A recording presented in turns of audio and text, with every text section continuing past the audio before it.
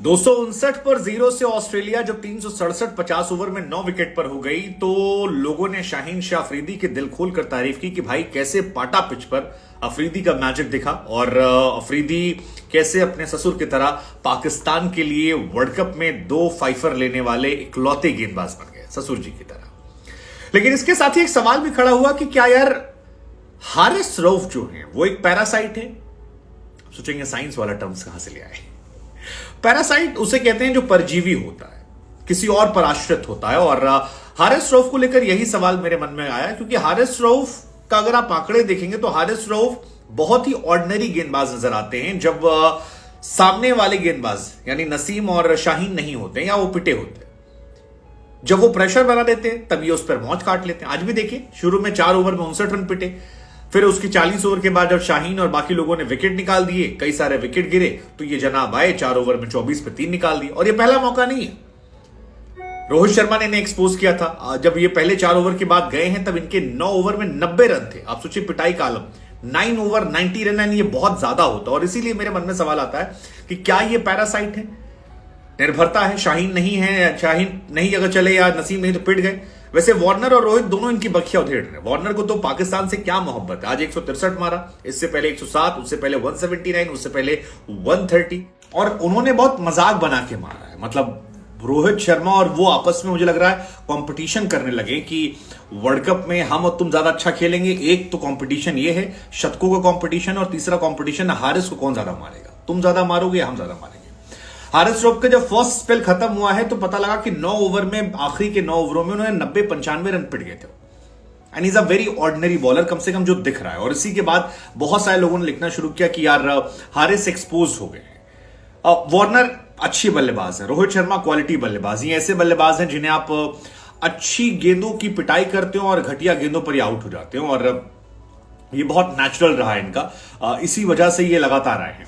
हालांकि पाकिस्तान में आज प्रेशर बना था। अगर आप शाहीन शाह अफरीदी का देखेंगे तो आप देखिए ना, स्पेल देखिए, आपको समझ में आएगा हारिस रऊफ को हम क्यों कह रहे हैं कि हारिस रऊफ यहां पर एक पैरासाइट है।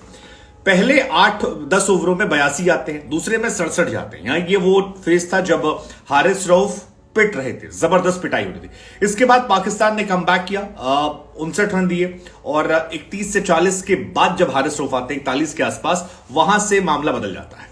वहीं पर हारिस रऊफ जो है वो अपना असर दिखाते हैं और 4 ओवर करते हैं, 3 विकेट निकालते हैं 41 से 50 के बीच में। ये जो बीच में प्रेशर थोड़ा कम हुआ था, मतलब आखिरी में जो बैक टू बैक विकेट गिरे थे, 3 विकेट 89 पे 3 गिरे थे 31 से 40 के बाद, उसी के बाद हारिस आते हैं। और क्योंकि पहले 10 ओवर में 82 पे 0, दूसरे 10 से 20 में 67 पे 0, थर्ड में 59 पे 0, चौथे में 89 पे 3, यहां तक हारिस का काम नहीं आता है। यहां तक हारिस रऊफ पिटे पिटाई गेंदबाज थे, 5 ओवर में खूब पिटे थे, लेकिन 4 ओवर में। इसके बाद 4 ओवर जो उनके आखिर के हैं वो लास्ट वाले में आते हैं 41 से 50 में, जहां पर 4 ओवर में 3 विकेट 24 रन देकर। और इसमें ऑलमोस्ट शाहीन का मैजिक जो था, शाहीन का डोमिनेंस जो था वो देखने को मिलता है, और शाहीन ही अपनी टीम की इज्जत को जाते हैं। वैसे शाहीन अफरीदी की जितनी तारीफ की जाए उतनी कम है।